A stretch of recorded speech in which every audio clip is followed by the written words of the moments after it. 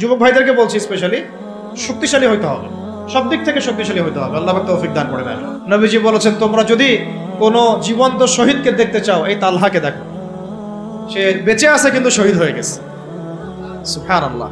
তো সাহাবীদের মতো ওই রকম ত্যাগের মানসিকতা। দিন মানেই কুরবানি। দিন মানে কি? জানের কুরবানি, মালের কুরবানি, সময়ের কুরবানি। একদিন 1 ঘন্টা 2 ঘন্টা বসে থাকলে মানুষের মনে হয় যে বাপরে বাপ কি করে ফেললাম। আমরা এমনও গিয়েছে যে একজন ওস্তাদের সাথে সাক্ষাৎ করার জন্য সারাদিন বসে আছে, ওস্তাদ ব্যস্ত, বের হতে পারছেন না রুম থেকে, একজনের পর একজন আসছেন। অনেকে তো এমন হয়েছে, আপনার এসো আরবি শিখি কিতাব পড়েছেন না আবু তাহের মেজবা সাহেবের, অনেকে তার সাথে দেখা করতে যায়, সিরিয়াল না পেয়ে বাসা চলে আসে। তিনি এত ব্যস্ত কাজে, উম্মার ফিকির এত বেশি ব্যস্ত কাজ করছেন, তার খাদেম গিয়ে তাকে বলারও সাহস পান না যে একজন দেখা করতে আসছেন আপনার সাথে। তো কুরবানি ছাড়া দিন প্রতিষ্ঠিত হবে না। যাই হোক, এখন আপনাদেরকে আমি বলছিলাম যে দেখুন, প্রথম যে মানুষকে আল্লাহ পাক পৃথিবীতে পাঠিয়েছেন, যিনি একজন নবী, তাকে আল্লাহ পাক খলিফা বলেছেন। কি বলেছেন? খলিফা মানে কি এটা আপনাদেরকে একটু বলি। সফরে প্রতিনিধি, রাইট? সফরে বের হওয়ার সময় একটা দোয়া পড়ি না আমরা, সুবহানাল্লাযী সাখখারা লানা হাযা ওয়া মা কুন্না লাহু মুকরিনিন ওয়া ইন্না ইলা রাব্বিনা লামুনকালিবুন। এই দোয়াটার একটা অংশ আছে, আল্লাহুম্মা আনতা সাহিবু ফিস সাফারি, আল্লাহ এই সফরে তুমি আমার সাথী, আমার সাহেব, ওয়াল খলিফাতু ফিল আহলি ওয়া মালি, আর আল্লাহ তুমি আমার পরিবারের মানে আহলের এবং মালের খলিফা। সুবহানাল্লাহ। খলিফা মানে আল্লাহ আমি তো বাসায় নাই, আমি তো সফরে বের হয়ে গেলাম, আমার বাসার, আমার আহাল, আমার মালের দেখাশোনাকারী খলিফা, তত্ত্বাবধায়ক এবং প্রতিনিধি হচ্ছ তুমি আল্লাহ। খলিফা মানে কি? যিনি একজনের অবর্তমানে আরেকজনের ওই দায়িত্বটাই পালন করেন। তো যদি আমরা পৃথিবীতে আল্লাহর খলিফা হই, তাহলে এই দুনিয়াতে আমাদের দায়িত্ব কি? আল্লাহর বিধান কায়েম করা না? যদি আমরা আল্লাহর জমিনে আল্লাহর বিধান না কায়েম করি, তাহলে কি আমরা আল্লাহর খলিফা হব না শয়তানের খলিফা হব? বুঝে কথা বলেন। আল্লাহর জমিনে আমরা এসেছি আল্লাহর খলিফা হয়ে। এই পৃথিবীতে আমরা ছিলাম না, ছিলাম জান্নাতে। কোথায়? সেখান থেকে আমাদের বাবা আদম আলাইহিস সালাম, আমাদের মা হাওয়া আলাইহিস সালামকে পাঠিয়ে দেওয়া হলো। কি কারণে পাঠানো হয়েছে এটা তো অন্য আলোচনা, আপনারা তো জানেনই। সাথে ইবলিসকেও পাঠানো হয়েছে। কাকে? ইবলিসকে। এই কনফ্লিক্ট চলছে, কিয়ামত পর্যন্ত চলবে। আর মানুষের হায়াত অল্প, ইবলিসের হায়াত আবার কিয়ামত পর্যন্ত, তাই না? এখন তার মিশন হচ্ছে মানুষকে সে জাহান্নামে নিয়ে যাবে। আর আদম আলাইহিস সালাম, হাওয়া আলাইহিস সালাম যখন পৃথিবীতে এসেছেন, তখন থেকে নিয়ে এই জমিনে আল্লাহ পাকের খলিফা কারা ছিলেন? আমাদের পিতা, আমাদের মাতা নন? তারপরে তার সন্তান, তার সন্ততি নন? এখন যদি আমরা আল্লাহর জমিনে এসে আল্লাহর বিধান বাস্তবায়ন না করি, তাহলে কি আমরা আল্লাহর খলিফা হতে পারবো না শয়তানের খলিফা হব? কেউ যদি আল্লাহর জমিনে আল্লাহর নাজ নেয়ামত ভোগ করে শয়তানের দাসত্ব করে, শয়তানের বিধান বাস্তবায়ন করে, সে কি আদৌ আল্লাহর খলিফা না শয়তানের খলিফা?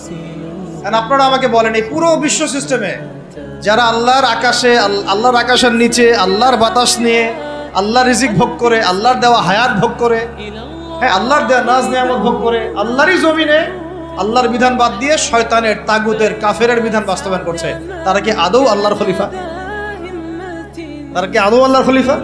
আর তাদের ওই সিস্টেমটা কি আদৌ খিলাফা সিস্টেম? হ্যাঁ, যেহেতু তারা খলিফা নন, তাহলে তাদের সিস্টেমও তো খিলাফা সিস্টেম হওয়ার প্রশ্নই ওঠে না। বরং ওই সিস্টেমের নাম আল্লাহ পাক বলেছেন তাগুত। কি নাম? তাগুতি সিস্টেম। কি সিস্টেম? তাগুতি সিস্টেম। তাগুতি সিস্টেম মানে যারা শয়তানের দাসত্ব করে, প্রবৃত্তির দাসত্ব করে, মন গড়া বিধান রচনা করে, এগুলোকে বলা হয় তাগুত। কি বলা হয়? আর এই তাগুতকে আল্লাহ পাক কুফরি করতে বলেছেন। তাগুতের সাথে আমাদেরকে আল্লাহ, মুমিনদেরকে বলেছেন তোমরা তাগুতের সাথে কুফরি করো এবং আল্লাহর প্রতি ঈমান নিয়ে আসো। তাগুতের সাথে কুফরি না করে কেউ আল্লাহর প্রতি ঈমান আনতে পারবে না। ফামান ইয়াকফুর বিত-তাগুত ওয়া ইউমিন বিল্লাহ ফাকাদ ইসতামসাকা বিল উরওয়াতিল ওয়াসকা। সূরা বাকারার 256 নম্বর একটা পড়ে দেখো। আল্লাহ পাক বলেছেন তোমরা যারা তাগুতের সাথে কুফরি করে এবং আল্লাহর প্রতি ঈমান নিয়ে আসে, তারা একটা শক্ত হাতল ধরেছে যেটা কখনো ছিন্ন হওয়ার নয়। সুবহানাল্লাহ। তাহলে আমাদের কাজ তাগুতের সাথে কুফরি করা। কুফরি মানে কি? অস্বীকার করা। আমরা কি শয়তানকে স্বীকার করব না অস্বীকার করব? তাগুত এক প্রকার শয়তান, আমরা কি তাকে স্বীকার করব না অস্বীকার করব? তাহলে আল্লাহর জমিনে যারা আল্লাহর বিধান বাস্তবায়ন করছে না, তারা কি আল্লাহর খলিফা না তাগুত? তাহলে এই তাগুতের দাসত্ব করলে আমি গুনাহগার হব না? আমি যদি তাগুতের বাধ্য হয়ে তারা আমার উপর জুলুম করছে, এটা একটা সুরত, আর আমি তাকে নসিহতও করছি না, পরিবর্তনের কোনো চেষ্টাও করছি না, কোনো মেহনতও করছি না, তাহলে কি আমি আল্লাহর কাছে দায়মুক্ত হতে পারবো? বুঝতে পারছি কথা? একটা সূরত তো হচ্ছে কাফের তাগুত অনেক শক্তিশালী, আমাদের উপরে জুলুম করছে, নির্যাতন করছে, ওই মাক্কি যুগের মতো। নবী সাল্লাল্লাহু আলাইহি ওয়াসাল্লাম যখন মক্কায় ছিলেন তখনকার যুগের মতো, সেটা একটা সূরত। তখনও তারপরেও দাওয়াত চলেছে, তাবলীগ চলেছে, হক স্পষ্ট করা হয়েছে, ইজহার করা হয়েছে, মার আসলে সবর করা হয়েছে। এটা তো একটা চেষ্টা ছিল, বিপ্লব ছিল সমাজটাকে পার্থক্য করে দেওয়ার। এখন আমরা যদি সেটাও না করি আর ওই তাগুতকে পরিবর্তনের চেষ্টাও না করি, তাহলে কি আমরা আল্লাহর কাছে কালকে আমাদের মাঠে পার পেয়ে যাবো কি? ওজোর কোনো থাকবে? তাই আমাদের অবশ্যই উচিত ইসলামী রাজনীতিতে অংশগ্রহণ করা। সেটা কোন সূরতে হবে সেটা আলাদা আলোচনা, সেটা কিভাবে হবে সেটা আলাদা আলোচনা, কিন্তু পলিটিক্যাল ভিউ এবং ভিশন থাকতে হবে। যেইভাবে আমরা মসজিদ, মাদ্রাসা, মক্তব এই বিষয়গুলো পরিচালনা করি, যেইভাবে আমরা নামাজের ইমামতি করি, যেইভাবে আমরা ওয়াজ মাহফিলের প্যান্ডেলে বসি, যেভাবে আমরা লেকচার দেই, যেভাবে আমরা মানুষকে নসিহত করি, এইভাবে আমাদেরকে অর্থনীতি, শিক্ষা, সংস্কৃতি এবং রাজনীতির দায়িত্ব নিতে হবে কি না? নিতে হবে। এবং এই দায়িত্ব নেওয়ার সবচেয়ে যোগ্য মানুষ তারাই যারা ওলামায়ে কেরাম। এই দায়িত্ব নেওয়ার সবচেয়ে যোগ্য মানুষ কারা? ধরেন এখানে 10 জন, এটা আরেকটা আফসোসের কথা ভাই, এই অংশটা বুঝতে হবে। এখানে ধরেন 10 জন ভাই বসে আছেন, কেউ আলেম নন, জেনারেল লাইনের ছাত্র, তালেবে ইলম নন, আমরা তালেবে ইলম বলতে যা বুঝাই সেটাও নন। আর 2 জন ভাই আছেন আমাদের এখানে আলেম, মাশাআল্লাহ, নামাজের আজান দেওয়া হলো, একামত এবং ইমামতি হবে। একামত, আজান এবং ইমামতি এই 3টা কাজ কি আমি ওই 10 জন ব্যক্তিকে দিব না ওই 3 জন ব্যক্তিকে দিব? 3 জনের একজন হয়তো আজান দিবেন, একজন হয়তো ইকামত দিবেন, বা যিনি আজান দিবেন তিনি ইকামত দিবেন, আর একজন ইমামতি করবেন, তাই না? তাহলে আমি মসজিদের মধ্যে ইমামতির দায়িত্ব কেন জেনারেল ভাইকে দিলাম না, কেন ওই ভাইকে দিলাম না? কারণ আমি জানি তার তেলাওয়াতে ভুল হতে পারে, তার কেরাতে ভুল হতে পারে, কেরাতে এমন ভুল হতে পারে যে অর্থ পার্থক্য হয়ে যাচ্ছে, অর্থ বিকৃত হয়ে যাচ্ছে, হতে পারে। তো স্বাভাবিক, এটাই হবে হয়তোবা, ইল্লা মাশাআল্লাহ। এটা চিন্তা করে নামাজ বাঁচানোর স্বার্থে, ওই ওয়াক্তের নামাজ বাঁচানোর স্বার্থে, মুসল্লিদের নামাজ যেন নষ্ট না হয় এই স্বার্থে, এবং শরীয়ী হক আদায় করে আমি একজন আলেমকে সামনে এগিয়ে দিলাম, তাই তো? কিন্তু এই কাজটা আমি শিক্ষানীতির মধ্যে করছি না, এই কাজটা আমি ইসলামী অর্থনৈতিক ব্যবস্থা বা রাষ্ট্রীয় অর্থনৈতিক ব্যবস্থার মধ্যে করছি না, এই কাজটা আমি সমাজনীতির মধ্যে আনতে পারছি না, এই কাজটা আমি রাষ্ট্র ব্যবস্থা আনতে পারছি না। যেই কিছু অযোগ্য মানুষকে আমি ইমামতির দায়িত্ব দিলাম না, তাদের চাইতেও 1000 গুণ অযোগ্য মানুষকে আমি রাষ্ট্রের দায়িত্ব দিয়ে বসে আছি। এটা আফসোস না? এটা আফসোসের বিষয় না? মনে করেন আমি এখানে বসে আছি এবং আমাদের ওস্তাদরা এখানে বসে আছেন, আমি তো নিজেই কখনো ইমামতি করতে যাব না। কেন যাব না? এখানে আরো যোগ্য মানুষ আছেন, তাই তো? তাহলে আমাদের মধ্যেই যদি এভাবে আমরা এড়িয়ে যাই, আমরা যোগ্য মানুষকে সামনে ঠেলে দেই, কিন্তু রাষ্ট্র চালানো একটা বিশাল কাজ, যার মধ্য দিয়ে 16 কোটি মানুষের ভাগ্য নির্ধারিত হচ্ছে। মানে ভাগ্য বলতে বোঝাচ্ছি ভালো মন্দ, জুলুম, ইনসাফ, এই বিষয়গুলো নির্ধারিত হচ্ছে না রাষ্ট্র ব্যবস্থার মধ্য দিয়ে। তো এই দায়িত্বটা আমি আবার কিছু অযোগ্য মানুষের হাতে দিয়ে নিশ্চিন্তে বাসায় গিয়ে ঘুমাচ্ছি। এটা তো আমাদের একটা অদূরদর্শিতা না? এই জন্য আমাদের সবাইকে একটা পলিটিক্যাল ভিশন এখন রাখতে হবে। আগে যা হয়েছে, যখন যেটা বুঝি নাই, এখন মসজিদ, মাদ্রাসা, মক্তব যেভাবে আমরা চালাই সাফল্যের সাথে, সেইভাবে আমরা সমাজ চালাবো ইনশাআল্লাহ, সেইভাবে আমরা ইনশাআল্লাহ অর্থনীতিও চালাবো ইনশাআল্লাহ, আজ হোক আর কাল হোক রাষ্ট্র চালাবো ইনশাআল্লাহ। এবং আমরা আমাদের তরুণ ভাইদেরকে সাথে নিব, প্রতিভাবান ভাইদেরকে সাথে নিব, তুল্লাবদেরকে সাথে নিব, যারা সাহসী তাদেরকে সাথে নিব। আমাদের মধ্যে যারা অমুসলিম কিন্তু আবু তালেবের মতো আমাদের কাছে ওই ভূমিকা রাখবে, প্রয়োজনে সেই মানুষদেরকে আমরা স্পেস দিব ইনশাআল্লাহ। আবু তালেব আমাদেরকে সাহায্য করেন নাই মক্কায়, করেছেন কিনা? তো যদি অমুসলিমও হয় কিন্তু আবু তালেবের মতো হয়, কোনো সমস্যা নেই। কিন্তু অমুসলিম হয়ে যদি আবু জেহেলের মতো হয়, সমস্যা আছে। কথা বুঝতে পারছি? তাহলে ইসলামী রাষ্ট্র ব্যবস্থা নতুন কোনো কনসেপ্ট নয়, বরং এটা একটা প্রাচীন কনসেপ্ট। সভ্যতা শুরুই হয়েছে একজন খলিফা দ্বারা, সুবহানাল্লাহ। আর এই মানব সভ্যতার শেষও হবে একজন ইমামুন আদিল খলিফার হাতে। তিনি কে? ইমামুল মাহদি এবং ঈসা আলাইহিস সালাম। তাহলে সভ্যতা শুরু হলো ইসলাম দিয়ে, সভ্যতা শুরু হলো খিলাফা দিয়ে, সভ্যতা শুরু হলো শরিয়া আইন দিয়ে, আর শেষও হচ্ছে একজন ইমামের হাতে, একজন নবীর হাতে এবং ইসলামী খেলাফতের হাতে। বিশ্ব ব্যবস্থার গন্তব্য হচ্ছে ইসলামী খেলাফত। এই বিশ্বের গন্তব্য কি? আস্তে আস্তে আবারও ইসলামী খেলাফার দিকে আসবে। নবুয়তের আদলে খেলাফা আসবে, আবার নবুয়তের আদলে খেলাফা আসবে ইনশাআল্লাহ। এখন আমরা জানলাম যে খেলাফা দিয়েই শুরু হয়েছে, খেলাফা দিয়েই শেষ হবে, তাহলে ভাই আমরা মাঝখানে কি করতেছি? আমরা মাঝখানে আসলে কি করতেছি না? আমাদের এই পলিটিশিয়ানদেরকে কে বুঝাবে বলে? কার এই ক্ষমতা আছে তাদেরকে বুঝায়? বুঝতে কিছু বিষয় আছে, কিছু মানুষ বুঝতে চায়, কিছু মানুষ বুঝতে চায়, আর কিছু মানুষ তো বোঝার কোশিশও করে না।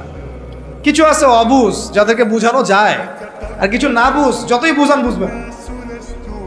এটা কি বলা হয়? এটাকে বলা হয় না বুঝ, কখনোই বুঝবে না। সুম্মুন বুকমুন উমিয়ুন ফাহুম লা ইয়ারজিউন, এরকম আর কি। এর কথা হচ্ছে দাওয়াত তো দিতে হবে আমাদেরকে, বুঝুক আর না বুঝুক আমরা কি করব? দাওয়াত দিব। নবী সাল্লাল্লাহু আলাইহি ওয়াসাল্লাম আবু জেহেল আবু লাহাবদেরকে দাওয়াত দিয়েছেন না? উতবা সাইবাদেরকে দাওয়াত দিয়েছেন না? তারা কেউ মেনেছে, কেউ মানে নাই। ওমর রাদিয়াল্লাহু আনহু দাওয়াত কবুল করেছেন, হামজা রাদিয়াল্লাহু আনহু দাওয়াত কবুল করেছেন, খালিদ বিন ওয়ালিদ দাওয়াত কবুল করেছেন। কিন্তু দেখা গেছে আবু জেহেল, আবু লাহাব, উতবা সাইবা, আশনাক বিন শারিকেরা দাওয়াত কবুল করে নাই। কিন্তু আমাদের দাওয়াতটা সব মহলেই প্রচার করতে হবে। আল্লাহ পাক আমাদেরকে বোঝার তৌফিক দান করেন।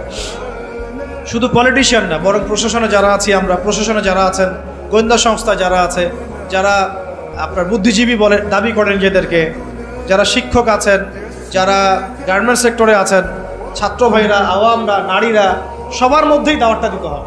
শুধুমাত্র আমাদের দাড়ি টুপিওয়ালা মানুষদের মধ্যেই দাওয়াতটাকে সীমাবদ্ধ রাখলে কিন্তু চলবে না। তারাও সমাজে একটা বড় অংশ, তাদেরকে বাদ দিয়ে কিন্তু আমরা কাজ করতে পারছি না। আল্লাহ পাক আমাদের সব মহলে দাওয়াতের কাজ করার তৌফিক দান করেন। ধরেন আমাদের সামরিক কোনো প্রশিক্ষণ নাই, আছে নাই, কিন্তু আমাদের আর্মি অফিসার ভাইদেরকে যদি আমরা দাওয়াত দিয়ে তাওহীদ বোঝাতে পারি, রিসালাত বোঝাতে পারি, আখিরাত জানাতে পারি, আল্লাহ পাকের শরিয়া আইন, ইসলামী রাষ্ট্রের গুরুত্ব, এই তাগুত, এই কুফর, শিরক, নেফাক, এগুলো স্পষ্ট করতে পারি, জিহাদ তো তারাই করবে ইনশাআল্লাহ, তাই না? প্রশিক্ষণ তাদের আছে, তাদের যোগ্যতা আছে, তাদের সেই ম্যাচুরিটি আছে, তাদের বিচক্ষণতা আছে, দেখবেন তারাই আমাদের চেয়ে ভালো যুদ্ধ করতে পারবে। তাহলে যদি আমরা আজ হোক আর কাল হোক, আল্লাহ জানেন ভালো, আমরা জানি না, যদি কোনো কুফার শক্তির সাথে আমাদের কখনো কনফ্লিক্ট হয়, তাহলে সামনে কারা থাকবে? তাদেরকেই তো রাখতে হবে। এই জন্য দাওয়াত তাদেরকেও দিতে হবে অবশ্যই। এই দাওয়াতটা আমাদের একটু ঘাটতি হয়ে গেছে বলে আমি মনে করি। অনেক ওলামায়ে কেরাম একমত হন যে আসলে সব মহলে দাওয়াতটা এইভাবে প্রচার হচ্ছে না। আমরা চিন্তাটা তো এমন থাকা উচিত যে গুম হয়ে গেলেও আমি ওই সেলে বসেও দাওয়াতে কাজ করব, জেলখানায় চলে গেলে ওখানেও আমি দাওয়াতে কাজ করব। এটাও সুন্নাহ, তো এটাও তো সুন্নাহ। মানে এভাবে দাওয়াতি কাজ করলে অনেক ফলাফল হয়, ফলাফল আসে। এখন বাংলাদেশে বহু আর্মি অফিসার, মেজর, কর্নেল, র্যাবের অফিসার তওবা করে ফিরে আসতেছে, পুলিশের অফিসার তওবা করে ফিরে আসতেছে, বিজিবির ভাইরা দেখবেন অনেকে মাশাআল্লাহ কঠিন প্র্যাকটিসিং মুসলিম আছে। এই সমস্ত ভাইদের কাছে আমাদেরকে দাওয়াত দিতে হবে। কিসের দাওয়াত দিব? যে ভাই আমরা মুসলিম, দুনিয়াতে একবারই আসছি, আর দ্বিতীয়বার আসতে পারবো না। যতদিন বাঁচতেছি আল্লাহর বিধান মেনে বাঁচবো, আল্লাহর বিধান দ্বারা সমাজ এবং রাষ্ট্র গড়ার চেষ্টা করবো এবং এটার পথ পদ্ধতি আমাদের সামনে স্পষ্ট আছে। আমাদের কাছে পশ্চিমা মতবাদ থেকে পথ পদ্ধতি নেওয়া লাগবে না। আমাদের কাছে পথ পদ্ধতি একদম স্পষ্ট, রূপরেখা আমাদের কি স্পষ্ট আছে। আমাদের গোপন কোনো এজেন্ডা নাই, আমাদের এজেন্ডা একদম স্পষ্ট। আমাদের সামনে নবী সাল্লাল্লাহু আলাইহি ওয়াসাল্লামের উসওয়াতুল হাসানা আছে এবং তার সিরাত মোবারক আমাদের সামনে আছে। ওইটা ধরে ধরে আমরা পথ চলবো ইনশাআল্লাহ। দেখবেন ইনশাআল্লাহ তাআলা একদিন না একদিন আল্লাহ পাকের জমিন, আল্লাহর দিন কায়েম হবে ইনশাআল্লাহ। আল্লাহ পাক আমাদের সবাইকে ওই কাফেলায় যেন কবুল করেন। আমি এখন এটা যে প্রাচীন মতবাদ এটা বুঝলাম, তো আর আপনারা আমাকে উত্তর দেন দেখি। অনেক তো বলে ফেললাম। এখন নূহ আলাইহিস সালাম কি আল্লাহর খলিফা ছিলেন না? তিনি কি কোনো শয়তানি মতবাদ চালু করেছিলেন? নাউযুবিল্লাহ। ইব্রাহিম আলাইহিস সালাম তিনি কি মানব রচিত আইন চালু করেছিলেন? নবী মূসা আলাইহিস সালাম, ঈসা ইবনে মারইয়াম, আমাদের নবী মুহাম্মদ সাল্লাল্লাহু আলাইহি ওয়াসাল্লাম, তিনি কি মানব রচিত বিধান চালু করেছিলেন নাকি আল্লাহর বিধান দ্বারা রাষ্ট্র পরিচালনা করেছিলেন? আর আমাদের সমাজের মানুষরা এতই পাক্কা মুসলমান, মাশাআল্লাহ, এত পাক্কা মুসলমান যে নামাজের পদ্ধতিতে সে এক চুল ছাড় দিতে চায় না। একদম 100% সুন্নাহ মাফিক নামাজ পড়তে হবে তার, সহিহ নামাজ। ঠিক আছে, সহিরও তো অনেক ধরন আছে, ভেরিয়েন্ট আছে আর কি। কিছু আছে আবার সহিহ সুরতেই জয়ীফ। ঠিক আছে, বলতেছে সহিহ, ওইটাই যে আবার একটা জয়ীফ আকীদা, ওটা সে বুঝতে পারতেছে না। ওইটা আলোচনা না আমাদের। কথা হচ্ছে আমরা নামাজের ক্ষেত্রে দেখা যায় অনেক সময় খুব সতর্ক যে 100% আমি নবী সাল্লাল্লাহু আলাইহি ওয়াসাল্লামের সুন্নাহ মাফিক নামাজ পড়তে হবে। কিন্তু সেই নবী মুহাম্মদ সাল্লাল্লাহু আলাইহি ওয়াসাল্লামের সুন্নাহ মোতাবেক শিক্ষা ব্যবস্থা করা যায় না। তারপরে সংস্কৃতি সাজানো যায় না, ওই নবীর সুন্নাহ অনুযায়ী অর্থনীতি সাজানো যায় না, ওই নবীর সুন্নাহ অনুযায়ী রাষ্ট্র সাজানো যায় না, রাজনীতিও করা যায় না। এই যে একটা জাহালাত, দেখেন কত মুসলিম, কত পাক্কা মুসলমান আমরা। আমাদের চেয়ে বড় মুসলমান কি আছে নাকি পৃথিবীতে কোথাও?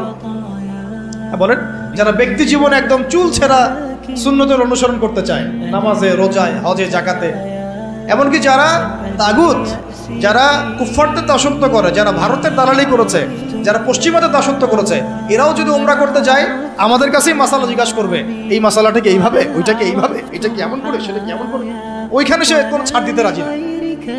বিষয়টা তাই না? কিন্তু সেই ব্যক্তি যখন আবার অফিসে বসছে, চেয়ারে, ব্যাংকের চেয়ারে বসছে, সুদ আর সুদ, সুদ আর সুদ, সুদ আর সুদ। ওই ব্যক্তি যখন সমাজের নেতা, তখন দেখবেন দুনিয়ার সব মানবরচিত বিধান দিয়ে সে সমাজ পরিচালনা করার চেষ্টা করতেছে। ওই ব্যক্তি সাংস্কৃতিক অঙ্গনে দেখেন ভারতীয় সংস্কৃতি, বিজাতীয় সংস্কৃতি, পশ্চিমা সংস্কৃতির দাসত্ব করে। ওই ব্যক্তি আবার দেখেন রাজনীতি করতে গিয়েছে, সব ওই জাতীয়তাবাদ, না হলে ওই গণতন্ত্র, না হলে ওই কি কমিউনিজম, আর ওই যে তথাকথিত একটা আছে ধর্মনিরপেক্ষতাবাদ, 4 ধর্ম মিলেই এক। এগুলো নিয়ে, এই মতবাদগুলো নিয়ে আরেকদিন কথা বলবো ইনশাআল্লাহ। এগুলো প্রত্যেকটা মতবাদের মধ্যেই মারাত্মক রকমের কিছু কিছু কুফর আছে এবং শিরক আছে। আর ডেমোক্রেসি বলতে তারা যেটা বুঝাচ্ছে, আর প্রকৃত ডেমোক্রেসি আসলে এমন নয়। তারা যেটা চর্চা করছে এটা হচ্ছে একটা তথাকথিত গণতন্ত্র, এটা প্রকৃত গণতন্ত্র নয়।